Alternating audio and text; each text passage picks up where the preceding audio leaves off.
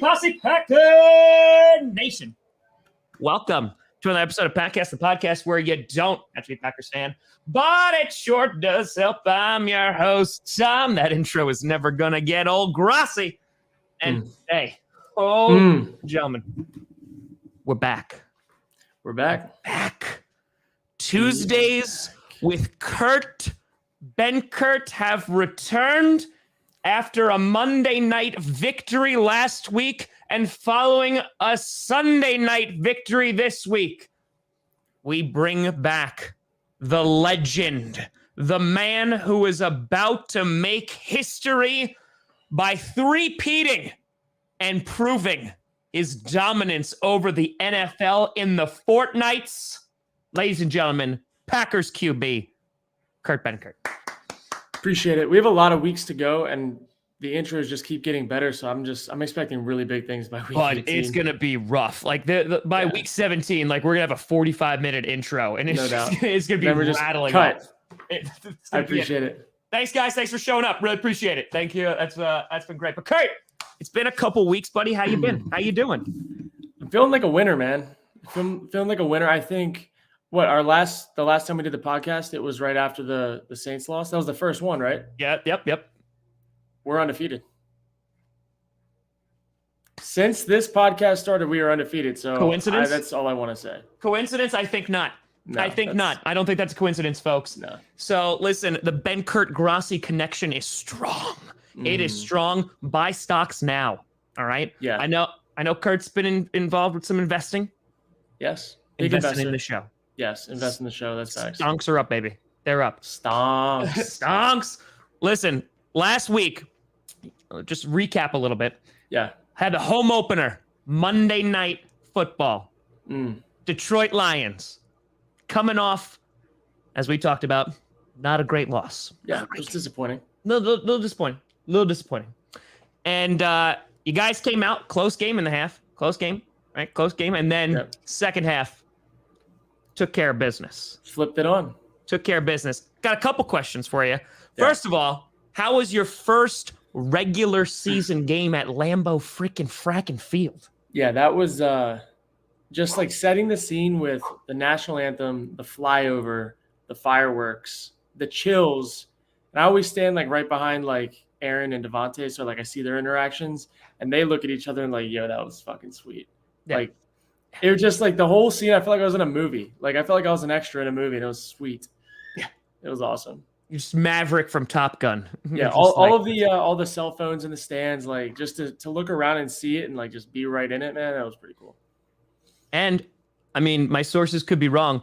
I heard there was no wave while the offense was on the field. That is true. The wave cut off right before we took a snap, so they're figuring it out. They got it all out of their system during the preseason, and now it's all business. We're putting on our suits, we're putting on our ties, and we're getting it done. No doubt. But you get the first dub last week. Was there kind of any sense of like a little sense of relief? Because we talked about going into week one, and maybe there was like a little bit of overconfidence of like, listen, we're the Green Bay mother-loving Packers, right? Like we're gonna go in, we're gonna kick these guys' ass. You know, Florida. You know, we're gonna rock it. Yeah. Doesn't end up that well, and then you come out, you put a strong performance up. Aaron Rodgers like, yes. How's the feeling post Lions game? It was like a thank God we got that out of the way type thing. I would say like it's a game that we clearly felt like we should win, but to just get the monkey off our back from week one, I think that was huge. And not that like we need the confidence, but it's just to be 1-1, and then you look at the division standings, you're like, okay, now let's roll. Let's get back to doing what we're doing. And I just think it was a good way to get on Monday Night Football the first loss out of the way from the week before and just keep it rolling. Made the first week feel like a preseason game. That's it. It was just we were so used to the preseason long season. Yeah, that's it. It's long fine. Season. It's fine. It's all good. Now heading into this week though, Yeah. maybe a little bit of a different feeling because the things that should have gone right heading into the game didn't go right. Elton Jenkins getting injured. Big oof, right? Kevin King, game day, not playing. Right? So, and you're already going against a tough opponent in which the Green Bay Packers, I know, Kurt, you weren't on the team, but Santa Clara hasn't been kind to the Green Bay Packers. Lost the past 6 of 9 against the 49ers. Good number, though. That's true. It's very good. It's a nice number. Nice number. It's nice. Feeling that way with all these things potentially going wrong, what's kind of the mentality, the feeling, especially in the QB room? Aaron Rodgers wants to beat the 49ers. Heading in, how are we feeling heading into Santa Clara? Yeah, I think like everyone across the board was confident, but it's one of those games where like it's not like you're not going to go in and dominate some like good teams in the NFL. Like no matter how good of a team you are, you don't go in like dominating. It's not how it is. Everyone has good players. Everyone has good coaches. Like the top teams that you'll see in the playoffs, like you just know it's going to come down to who can hold on longer, who can make less mistakes, and who can take care of the football. And that was like, we knew that it was going to be like, these are the types of games you play football for, and you want to be a part of this for, like Sunday night prime time against a playoff caliber team. Like just 2 good teams going at it. And it went down to the very end. But we just knew that was the game we were in for. Now, before we get into the less important questions, we were rocking the boots into week 2. Yes. Week 3, I didn't get a chance, and this is on me for not doing my research. This is on me for not doing my due diligence. What was the fit? What were we rocking? Did we stick with the week 2 success? Yes. Week 2 was the Thursday boots, which love those boots. But week 3, a longer trip. You want to have a little more comfort on the long trip. So I went with the New Age New Balances. I don't know the exact model, but they're not the dad shoes. They're like they kind of look like the New Balance Yeezys in a way. $70, Dick's Sporting Goods, all white, gum bottoms. And then of course in pregame I'm catching sideline toe taps from Alan Lazard. We're just out there playing, and I get grass stains on my white shoes. So we might have to get a new shoe for this week, but it's going to be in that wheelhouse. So, it's just another check about why Santa Clara is awful, but it's not here and there. Their grass, obviously. Who spray paints their grass green? We should look up the company. And I really wasn't ready for in this time of year. Like that's like a winter thing. Like when the field's dying, you spray paint it green. It was spray painted green. Well, to be fair, the 49ers stadium last year was on COVID, the whole stadium. So, maybe it's just trying to slowly recover right now. So, I don't want to blame it all on the grounds crew, but let's just say maybe the current condition of their field is reflective of how they're going to do this year. Sorry, we won, so I gotta be a little confident. Yeah, no doubt. I could say that now going into the game. You can definitely say it after the fact. Now, that's why you do the trash talk after the game. Because then you don't get in trouble. So then you're good. Yep. Now, all right. So you're watching this game unfold, right? Well, I'm assuming we're going nuts on the sideline. We're rocking. Oh, man. I have never dog cussed a ref so hard for so long in my life. When, Kurt? Which time? Kurt? I can't get into it because I will probably get fined. And if I get fined, it's like a lot to me versus other guys. But I will say I have never had such a migraine from yelling and dog cussing one single human that looked like Elmer Fudd for so long. It was just it was pretty impressive on my part. Like I came to play that night. Yeah. The face was red. It was just like, you're like, listen, I'll be honest. That was probably one of the most angry games I've been at in a very long. It's been like years since I was like legitimately angry. Cause I'm like, at what point, like, are we just like, what are we doing here? Like at what point? I can't even go. They put the Venmo payment in first. Like, I'm sorry. We're going to call certain things in which we're like, tapping QBs on the shoulder, and that's 15 yards. Or we're going to have a little DPI, on Stokes, who's like a little tippy tap. But, guy gets hit in the head, and it's fine. They're just I looked up right after the game because I had an angry tweet, I knew I couldn't tweet it, but I was going to be like, I was going to do it in a way that I couldn't technically get in trouble because I'm very I'm technical about that. But it was, what is the average salary of an NFL official? And it is $205,000. Oh, it's higher. Yeah. It's higher than my salary on practice squad. And I wanted to say something along the lines of like, I could have watched the game in the same light that he did. I was going to go down that path, but we left it in drafts. We left it in drafts because that's a recipe for disaster. But that's what we have a Finsta for, buddy. Like that's what we got the burners for. Like that's I might have to create a burner and I'll call it not my burner, but everyone knows it's me, but you can't officially say it was me because listen, buddy, it's right there. Burt Benkert. Done. Yep. Done. It's just a picture of you upside down. Yep. And that's it. Like you could be wearing 7 in the profile pic and be like, that's not me. I wear 6. That's facts. I don't know what you guys are talking about. That's facts.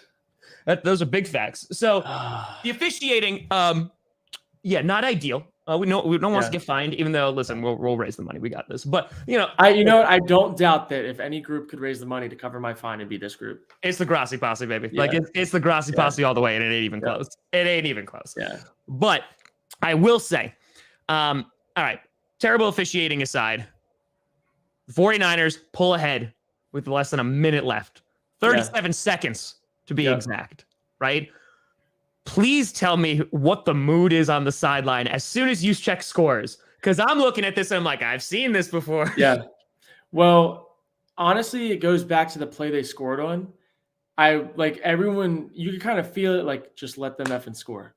Just let them score. Just let them score. Because if there's anyone that you want to give 37 seconds to, it's our guy. And I don't know why they were celebrating so heavily with 37 seconds left. But I mean, it's so cool because, like, being a fan of Aaron's before and watching it happen on TV, it's like, it feels like, it's gonna happen because it's Aaron. But like being on the sideline, it's like it's a different feel because you're in it like live. It's like he's probably gonna pull this off, but it feels a little more like not storybook. It's real. Like it's got to happen. It's like storybook though, but yeah. But I'm just sitting there and he hit the first one to Devontae, and I'm like, oh, he called that one because I don't hear the play calls in 2 minutes because Aaron calls them. Okay. So in 2 minutes, all Aaron. Yeah. So like normally we have a headset that the plays are coming in like for normal plays, but in 2 minutes there's no talking. It's just Aaron doing his thing. And so LaFleur gives them a little bit like reminders here and there, but like that's the cool part about being there and watching it live. It's like, holy shit, this guy is just going to work. Like that's him. I mean, I was ready to roll out the red carpet like as soon as he spiked it. Because he gets it down, and like it's funny because now you're seeing it all over like online. Like Devontae's like, the game's done as soon as we spiked it. Like there's just that confidence. Yeah. Because Mason Crosby's going up there. Yep. Like the dude in South Park. Yep. He put him in the wheelbarrow. Yep. He's just like, oh, don't mind me. It's just Mason Crosby here, the silver-haired fox, and he just. Yep. I mean, you got to be going wild on the sideline as soon as that thing goes to the upright. That was one of the coolest games I've ever been a part of, and like, it wasn't even a playoff game, but it felt like what a playoff game feels like, and like with somewhere down the line that win is going to come and really affect a lot later in the year. And that's just a good one to have under your belt, and for it to go like that, like this early in the year.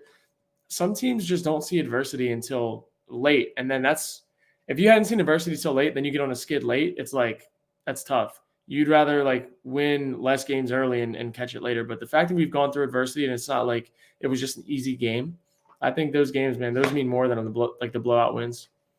Yeah, I mean, 100%. I mean, you guys went up against a tough opponent on the road on a shortened week, missing key players. I mean, Bach is not there. Jenkins out. Z is out. You know, Kevin King is out. Like all these people are out.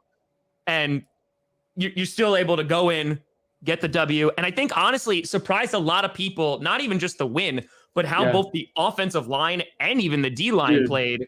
Because everyone was talking about after week 2, well, it's just the Lions, and all that stuff. Seemed to quiet a lot of people down. Dude, and it's like, it's a testament one. Like, we know we have really good players. And, like, when our guys play really well, like, the games look so good. But like this was a game where like I feel like the coaches had to show what they were about too. And the game plan that we had with our O-line and the chips that we had, the tight end chips, the running back chips, like at some like there are like 2 or 3 points in the game where I'm seeing Bobby Tonyan just laying on top of Bosa and I'm just losing it on the sideline. Like just let him hang. And that's like a testament to one, like guys like Bobby that are embracing whatever role they're asked to do. And then two, like the coach is putting him in that position because it's not just going to be a drop back and sling it game. Like you're going to need to chip and do these things. And like that was cool, man. It was really cool to see how the whole week of preparation led up to that. And it just came to full fruition. There was a couple times, but you mentioned it, that Tunyon just laid him out. Yeah. And you're just like, hot damn. Yeah. And you can't miss it. You mentioned him before, Alan Lazard, buddy.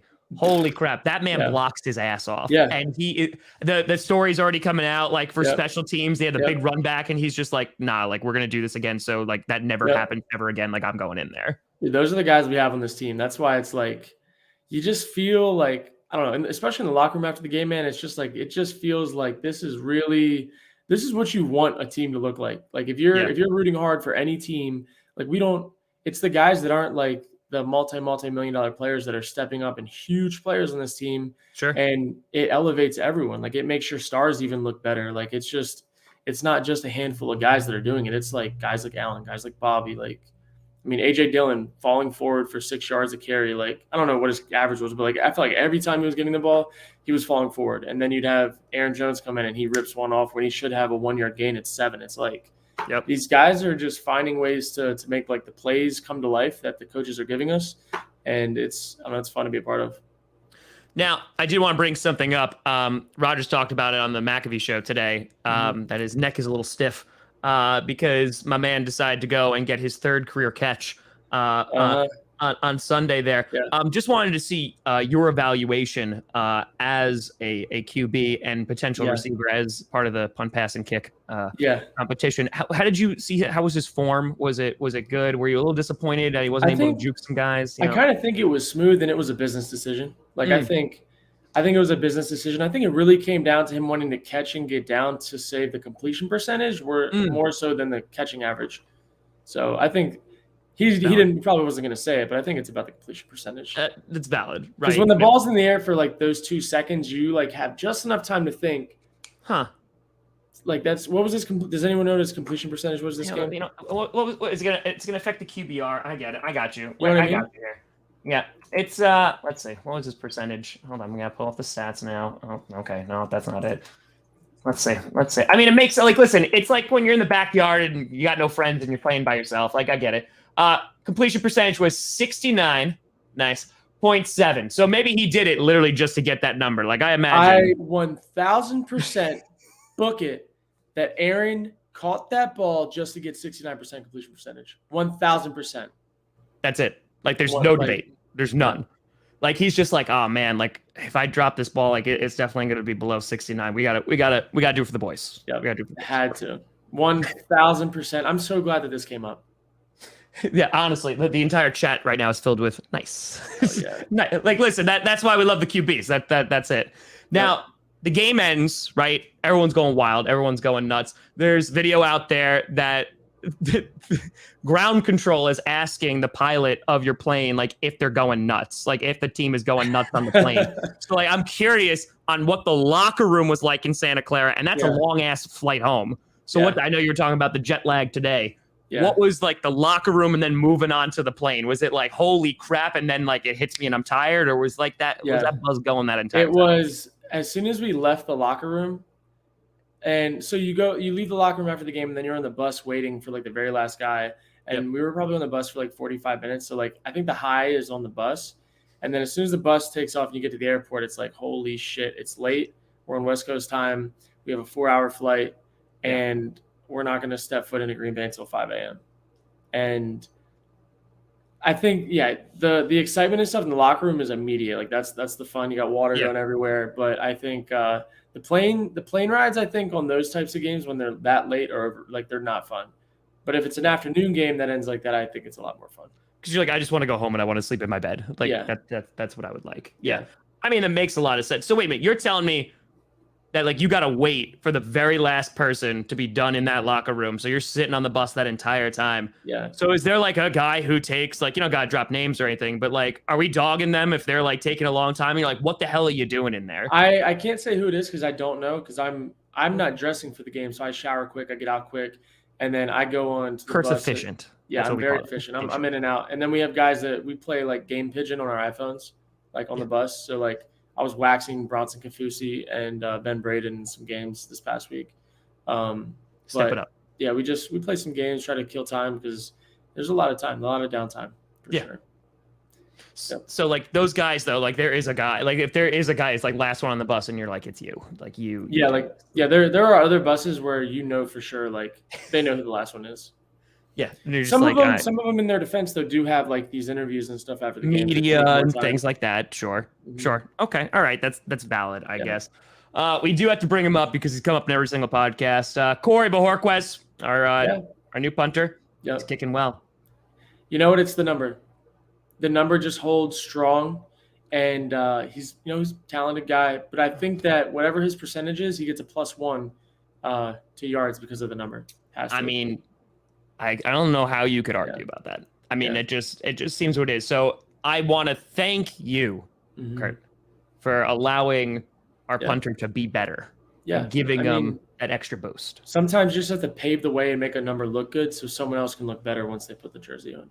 You know what? That's it. You are a trendsetter. You know, some are leaders and some are followers, and you know, that's just how it goes. Now, this week you got a matchup with the Pittsburgh Steelers. Yes. Which it's like weird because the Steelers heading into this year, you're like, oh man, like that defense is gonna be like rocking. They're gonna be hard hitting. TJ Watt, whole 9 yards, and I'm sure in the QB room, a lot of the focus is going to be on TJ Watt, regardless if he's playing or not, right? Because you're assuming that he's going to play. Yeah. They lose to the Bengals pretty badly last week. Is there still that sense of like we are going up against a playoff football team like right now, and like that's kind of the mentality heading into week 4? Yeah, I do think it's safe to say like every week feels like that though. It's not just like we know they have good players, we know they're a talented team, and at any point in time they could turn it on. Like you hope to catch teams like this when they're down. I think that's just kind of like the vibe of the NFL. But this is definitely like every team, but this is definitely a team that you look at and you're like, okay, like we got to be on our stuff. Yeah. No, I mean, that makes a lot of sense. So, I mean, it also has to be nice too. Like you have a normal week, in which you have kind of like that little bit of routine is back in there. Because listen, you're not just prepping. Listen, we talk about these guys here and like, oh, they're superstar athletes and Hall of Famers and stuff, but like they're playing football. Okay, like they're prepping for football. They're doing the job, which is exactly what you're doing as well. Yeah. However, you're going above and you're going beyond, Kurt Benkert, because you're not just training, you're not just prepping for what's going on in the gridiron. Yep. Because at this moment, you are training for yet another tournament, right? Yes. It's a tournament of champions, one that you know success so well. Taste it. Back-to-back champion. The best Fortnite player in the frackin' NFL, going for the three-peat. I need it this year. Now, Kurt, listen, we can talk about football all day, your training regimen, and I'm sure, what you eat and all that great stuff. What's your training regimen like right now when game time is coming on? What are we doing? Are we flossing, for 30 minutes in the morning? What are we looking at? It's as soon as I get the baby to bed at night and my day is done and I've done all my preparation for football, and the time that most people on the team would then be watching Netflix or sleeping, chilling, scrolling on TikTok. Not me. I'm going to be grinding Fortnite. I'm going to be grinding those arena points. Yeah. And I am going to be playing throughout the entire Fortnite season until this comes to fruition. I have a partner that I'm going to be playing with, and we call him Muchacho. Okay. And his name is Nick. He's, I think, 15 now, might be 16. High school kid that is going to be my duo partner for Fortnite. And we are going to go absolutely nuts and rack up these points. Now, wait a minute. Was this someone who was hand-selected? I met Nick. So we call him Muchacho. That's his nickname. Got it. Nicolas Muchacho. We met him when I was streaming like 3 years ago. He was 12 at the time. And he comes into my shit and is just absolutely bodying everyone. And we're like, who the hell is this kid? His name at the time was just Young Nick. That's what everyone called him, Young Nick. Nobody knew him anything. What a badass. And so this kid is like above and beyond better than everyone we're playing with. And we're like, all right, we got to get some games in with him. And then it literally just became like Nick was a part of our Fortnite trio. And that's just, it was what it was. Like it was me and another guy, and we're all old. And then it's Nick, 13-year-old Nick. And like I had to text his mom when I went to the Streamer Bowl in Miami like 2 years ago. So his mom dropped him off at the hotel we were staying at so we could take him to the Fortnite event. So Nick lives in Miami where the Streamer Bowl was. And it was just like this kid who came into my shit and was just dogging us, then becomes like a family friend. And so me and Muchacho are about to go for the 3-peat and run it back. This is the coolest shit in the world. That's fun. Like I imagine mom just like pulling up in the station wagon and it's just like, okay, honey, you go play the Fortnite with the NFL QB. Like literally, they pulled up in like just an SUV, like a little older SUV. His sister's in the car seat next to him. He gets out of the front. He's got his little backpack on, and he brought me. So I didn't have G Fuel at the time. Like G Fuel's like one of my sponsors. Yeah. And so he used to buy G Fuel. Like that was one of the things he liked to buy online. And he brings me a water bottle with pre-G Fuel in it. Like he shook it up and stuff for me. He's like, hey, I brought you G Fuel for the tournament. And I mean, it was awesome, dude. It was the coolest shit in the world. Freaking Muchacho, man. You're just like, thanks, Mrs. Muchacho. Appreciate it. Yep. You know, I'll have him home by 7. That's literally. I was like, well, we should be done around this time. Like, I'll make sure, like, I give the heads up and all that stuff. So this time, I'm pretty sure, as long as Streamer Bowl's in person, which it should be, I'm gonna fly him out to California when we go to Streamer Bowl this year, so he can be a part of all the events and stuff. That'd be cool. Phenomenal. Yeah. Like that. I'm so glad that we talked about this because just for that story alone. Like this is the cool, like one of the there's just like some of the cool shit in gaming that like you never would know. But yeah, Muchacho, man, he's nasty. If he had a better PC and stuff, like I legitimately think he could be one of like the bigger name people in Fortnite, but he just doesn't have a good enough PC to stream and play at the same time. So I'm definitely like that's like something down the line that I'm working on. Well, listen, like once we have the Hall of Fame career and we're making millions, then it's like Muchacho. I got you. Yeah, he was young Nick. He had a little squeaky voice, and then comes back after summer and doesn't have a squeaky voice, turns into Muchacho, and it's just insane. He hey, evolved. Mr. Benkert, and then it's like, hello, Mr. Benkert. Yep, exactly. Like, Muchacho, we went through a metamorphosis over the summer. Yep, literally. Okay. All right. So we're feeling confident though. I mean, so we're just playing up against other NFL players, yeah? So how it works is you have like 2 months of like it's an open competition where like you just rack up as many it's like a ranked playlist points as you can. For like standing purposes. It's like that standing is what matters for winning like best in the league. And then once that's done, you go into a draft where these pro players draft the NFL players. So I won like when it was just that standing. That's what I've won 2 years in a row. And then you go into the draft, and then you get drafted with a pro, and then there's like another person, like a random person that gets drafted, like as a part of just like the community stuff they do. But then you play in that tournament for like $1 million plus in like prize money for a charity. So that's phenomenal. The first year we came in 3rd place in the main event, which like I think I was drafted like 9th or 10th or something like that. So I was like a no-name guy who's just good at Fortnite. Nobody really knew about what I did off the field, so I got drafted lower. But me and Aiden, he's a big controller player he plays Warzone professionally now. But we like climbed it, and like we almost came in 1st place, and we got screwed on the very last game. It was definitely like officiating related, but I'll go into that another time. But then next year was this last year, and I played with Booga, who he won the whole thing when he was like 16 years old, made $3 million off that tournament. And he picked me. This is pretty sweet. So we're obviously going for the 3-peat, and it's going to be a cakewalk. Yeah. It's just going to be. Yeah, unless there's some like river rats out there that are just grinding and that I don't know about. There's a handful of guys that I do know about that I have to just stay ahead of. But unless there's like some random new kids that just have a lot more time than me because they're not a dad, that's the only way I see myself letting this thing go. Listen, I'm assuming the family understands, right? Yeah. We're sitting the baby down, and we're like, listen. This is for your future. Okay. Dead ass. I'm like, this is for your understand what comes from this. Listen, I've seen the TikToks in Target. You're like, you want to keep on filling that shopping cart? Yep. This is what daddy's got to do. Daddy's got to go make that bread. Gotta go make that bread. That's no doubt. That's it. Oh Now, man. speaking of video games, Yeah. I saw there was a little commotion last week. You had a little bit of problem with Madden. Yeah. But then again, that's every day that ends in a Y. Yeah. No doubt.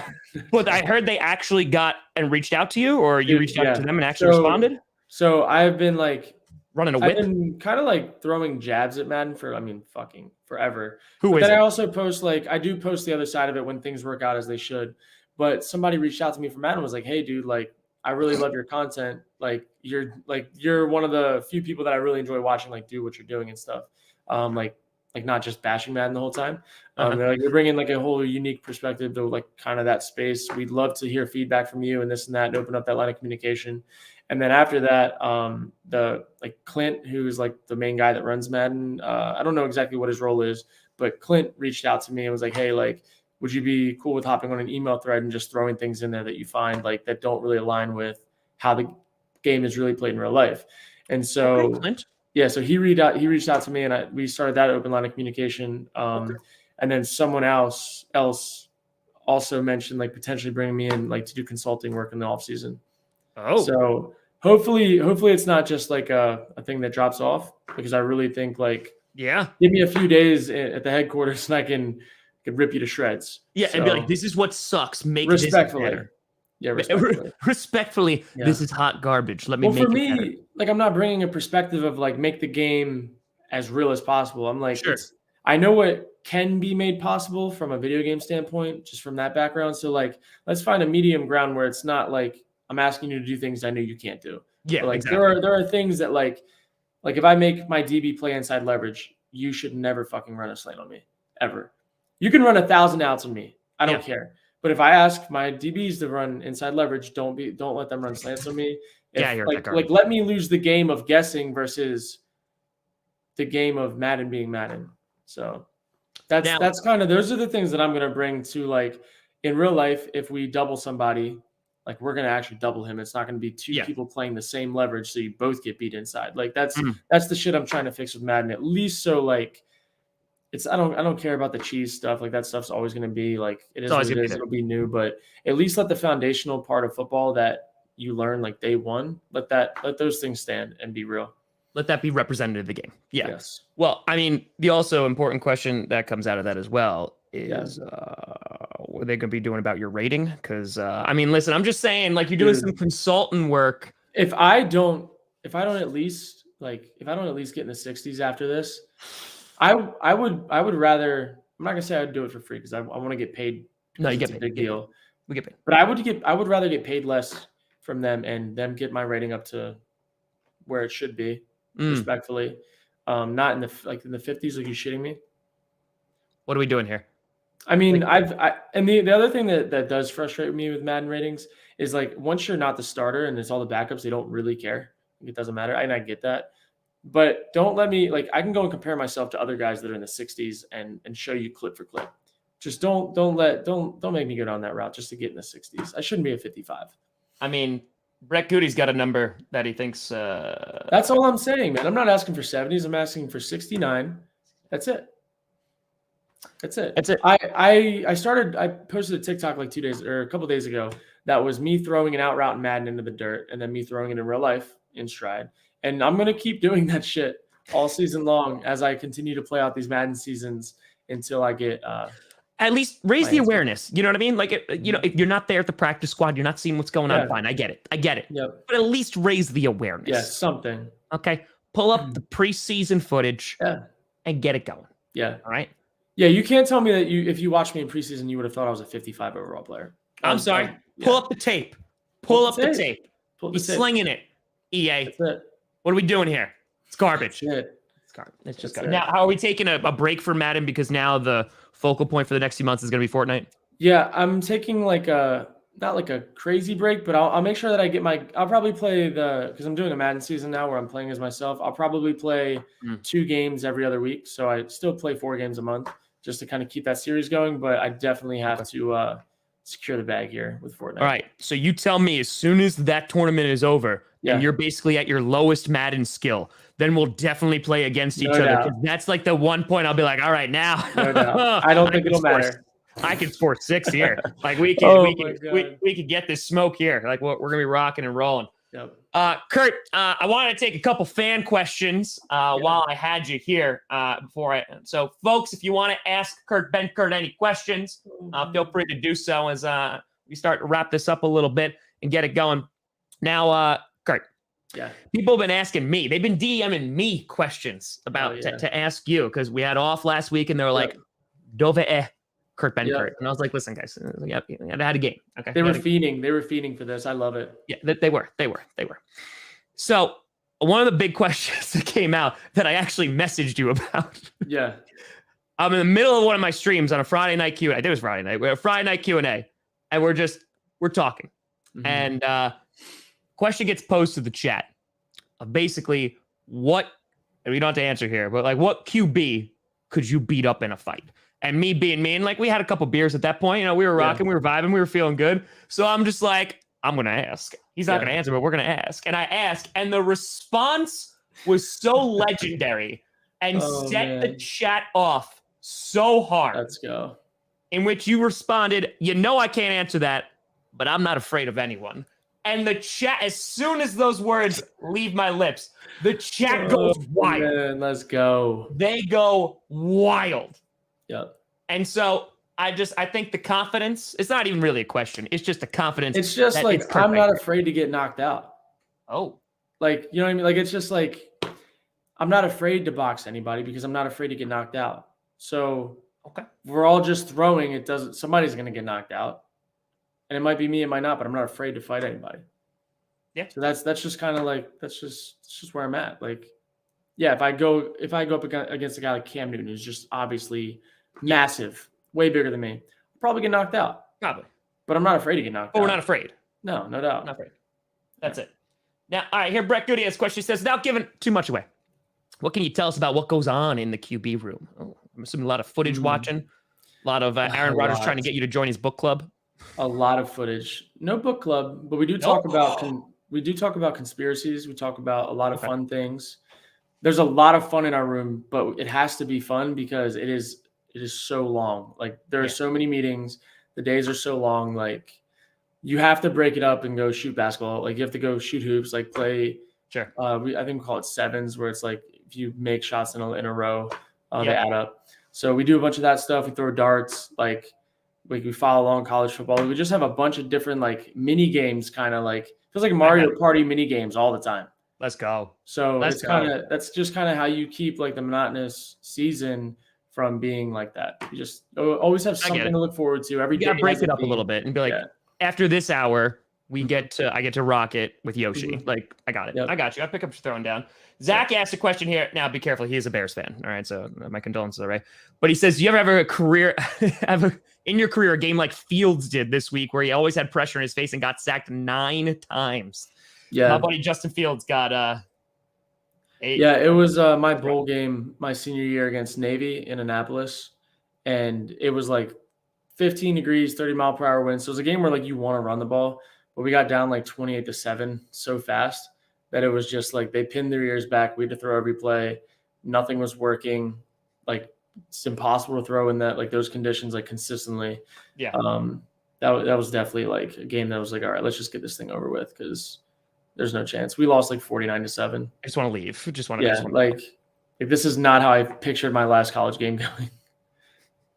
Yeah, no, but you're like, okay, cool. Time to go to the pros now and never. Yeah, I'm like, all right, let's get out of here. Let's go. Luke asking an embarrassing question. What line would you expect in a Madden game between you and Tom? All right, Kurt. Well, this is going to be an interesting answer. I would expect minus 21 for me because after that point, he has to pass the sticks. So, you know what? Yeah. I respect it. I respect it. Zach donating a $5 saying, are you afraid to tackle Derrick Henry? This just seems like logic.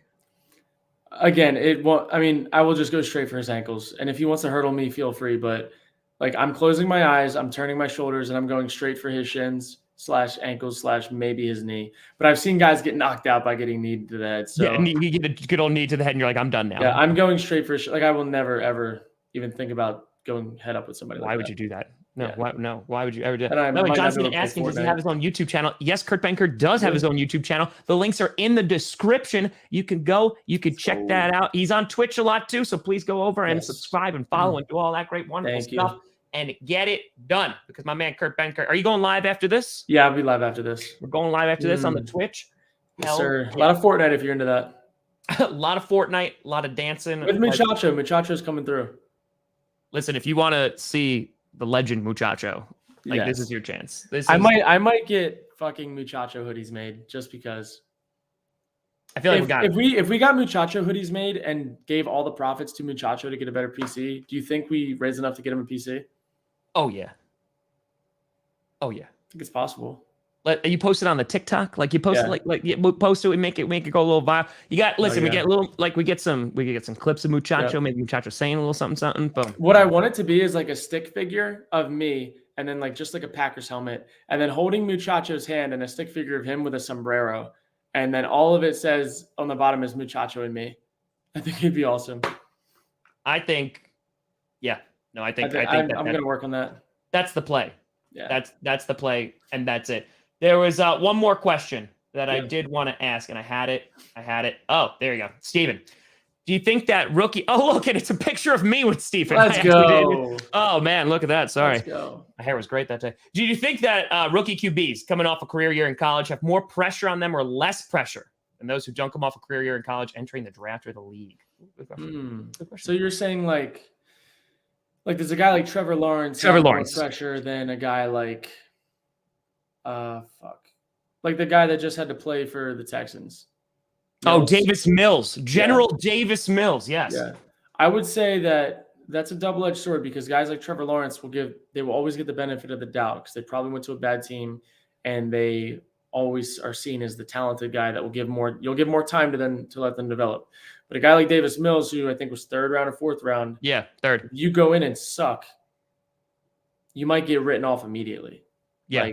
So that's valid. a double-edged sword. Like I would say there are higher expectations for a first-round pick, but there also is a threshold that you cannot play under as a guy that's like third round and beneath because your time is that short. Because then you can just get cut, and then that's it. Yeah, like a guy like me, like if I went in and sucked, like I would probably never touch foot in the locker room again. Yeah. Just because there's going to be another undrafted guy or another guy in my shoes that they're like, oh, we'll just bring him in. Like, doesn't matter. So I think that's a double-edged sword.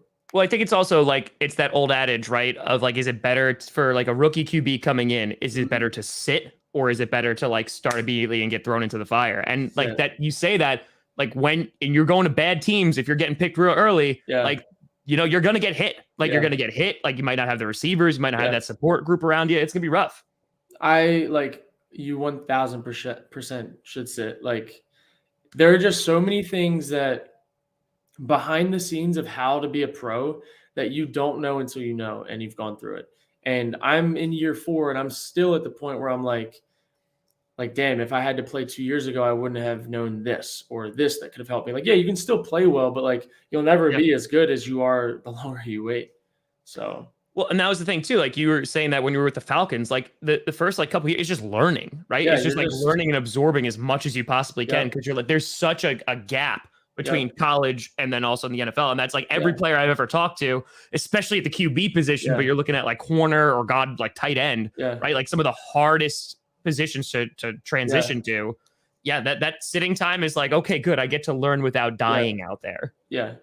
There are some positions that it's better to play young because I think there is some like beauty to not knowing everything as like a receiver sometimes and like a DB sometimes, like just kind of in your own world, but like a quarterback and like those positions that like a tight end, like you said, I think that's one of the harder positions to play because you need to know the entire route tree and you need to know every protection. And the only other person that needs to know that is the quarterback. So there's some crossover there, but I agree with you. And then the final thing, are the Packers Super Bowl tier or playoff tier? What is that? That's a terrible. That's Rebecca. Come on. Come on, Super Rebecca. Bowl. And it ain't. Come on now. Come on now. You see that? But ladies and gentlemen, Kurt Benkert crushing it on Kurt Benkert Tuesdays once again. I wish you all the luck this Sunday against the Steelers. I'm gonna be looking for what we're rocking on the feet. I'm gonna see what we got. Yeah, I'm gonna see what else I can bring to the table this week. Might be the same as last week because those were fresh, but you'll see the grass stains for sure. Is that Lambeau again? Should be a high energy God, game. I love it. The links are all noon, 1 o'clock game. Noon game for us. 1 o'clock game Eastern. Oh no, it's 4. It's 4. It's 4. I never look. I assumed it was pretty early. 4:25 technically. I swear I don't know who we play the week after. Like, I don't know who we play next week. I never know. Bengals. It's Bengals. Couldn't have told you. I just know like that week who we have, and then as soon as that game's done, I look to the next week. But like, I can never make plans for that stuff. I'm always 1 week at a time. That's right. That's all you can do. You can't look past an opponent. It's 1 week at a time, and that's it. By the way, I just realized something too. Now, I have an Aaron Rodgers signed mini helmet here and a Jordan Love signed mini helmet here. I'm gonna get the trifecta. Might have to get the trifecta going. Let's get it. Kurt, tell the people, all the links are in the description, but all there. Tell the people what you got going on. What should they be looking for? We know you're going live on the Twitch right after this concludes. We got a few cool events coming up. We have the Streamer Bowl coming up, like at the Super Bowl time. Then we have the NFLPA Open leading up to that. That's Fortnite. I have a few new sponsors that I just signed with and announced. Currently in the works for a Packers favorite Quick Trip. I was gonna say Quick Trip. I saw it potentially on Twitter. Quick Trip. So that's almost done. That's gonna be really cool. I'm gonna do some cool content with them. Just all things Wisconsin, man. Just really embracing Green Bay. So that's it, baby. It'll be dope. We got a lot of cool things coming. That's it. I love it. Kurt, appreciate you as always coming on. Ladies and gentlemen, thanks so much for watching. Make sure you go check out Kurt. He'll be live streaming right after this. I'm Tom Grassi. And as always, go Pack.